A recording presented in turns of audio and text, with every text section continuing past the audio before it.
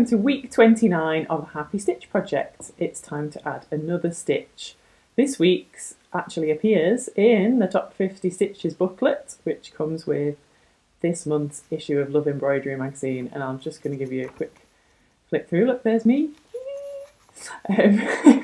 So yeah, if you're following the Happy Stitch project, then this book is great. We're doing Cast on Stitch, which is this one this week, but there are 50 stitches. There's the big sampler hoop, there's 3 other projects as well, and that's free with issue 16 of Love Embroidery, and it's out now, so grab yourself a copy because it won't be available after that, so you can buy it online or wherever in supermarkets, things like that in the UK.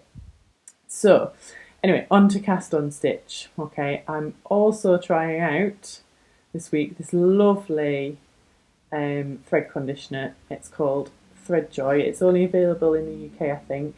It's made by the lovely Claire. And this one smells divine. It smells of lavender. It's called the Calm Blend. It is made from beeswax, so vegan friends, I'm sorry you won't be able to use it. But I'm trying it out today, and what I've tried of it so far, it's really lovely. I really, really like it, and the smell is amazing. Anyway, more on that later. Let's get started. So, Cast on Stitch, I've come up through the fabric and I'm going to make a stitch the length that I want my cast on stitch to be, but you need a really big loop for this, so you might want to pull it back through. You're going to bring your needle back up through where you first came up through the fabric, she says. I mean, obviously it's going well on camera now. There we go. Right, I find it easier to put it on a flat surface now and leave the needle pointing upwards like that. Just be careful. What we're going to do is we're going to make a little loop. Right, you can use 2 hands for this if you want. Put it over the top of your needle and pull. Okay, it's a little bit like, it'll look like knitting stitches, and I am not a knitter, okay? So, you know, don't quote me on that really. But, you know, like on the top of knitting when it sits on the needles, it looks like that essentially. I presume that's why it's called cast on stitch, because don't know loads about knitting, but you cast on, don't you?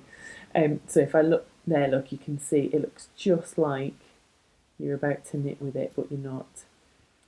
We're obviously embroidering. So all you need to do, she says, is keep making those loops and keep pulling.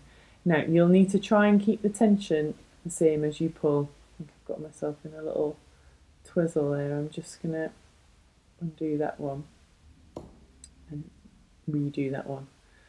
I was using the wrong end of the thread. Make sure you're using the end of the thread that's closest to where the needle is coming out of the fabric and not the other end. I think that's what I did there. So yeah, as I was saying, with the tension, try and pull them at the same tension each time as you pop them on. So we're making sure that even though the loop's quite big and I'm putting it over, I'm pulling it and making sure they go down next to each other, so they're sitting next to each other at the bottom of the needle. Don't pull like incredibly tightly, because you do actually have to pull your needle through at the end of this, and you want to make sure you've got a little bit of wiggle room.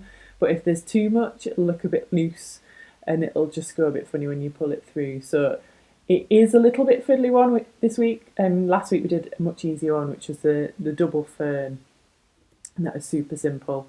I would say if you're really tired, don't start doing cast on stitch, because you need to not be doing this kind of like really late at night when you've had a hard day, if it's the first time you're trying it, because otherwise, to be quite honest, you're never going to want to do it again, because it's a bit fiddly.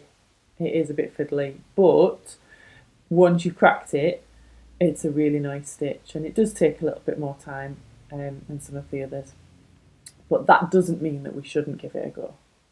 So you need to keep putting the cast on stitches, or keep casting on until you've got the length of that stitch. So you see, you saw me a minute ago just kind of laying my needle down on the fabric. That's just to check that all the stitches are going to get to the end essentially.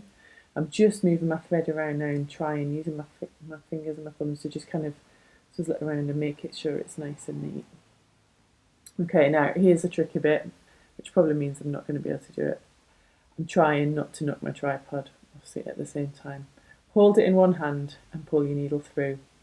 You can give them a little wiggle if you need to. It's obviously, I find it really hard to do some things because I'm actually, you can't see it from here, but I'm sewing at a really weird angle with my tripod and trying to get everything on camera for you without hitting it, so that we feel like we're in some sort of earthquake situation or something.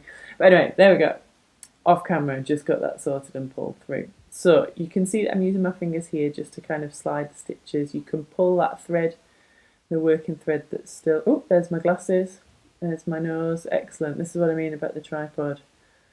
Just getting in there. Some excellent camera work this week. Apologies for that. There we go. You can see you can just move them along with your hand.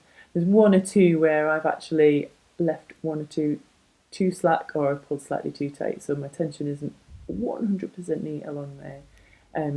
But you'll get the hang of it, and it just adds a really interesting texture, I think. You could use these on flowers, or like if you're sort of doing a more sort of landscapey kind of natural thing, or just to add to like a really fun, cool texture on a piece. It's a really good stitch to have. There we go. And that is our cast on stitch.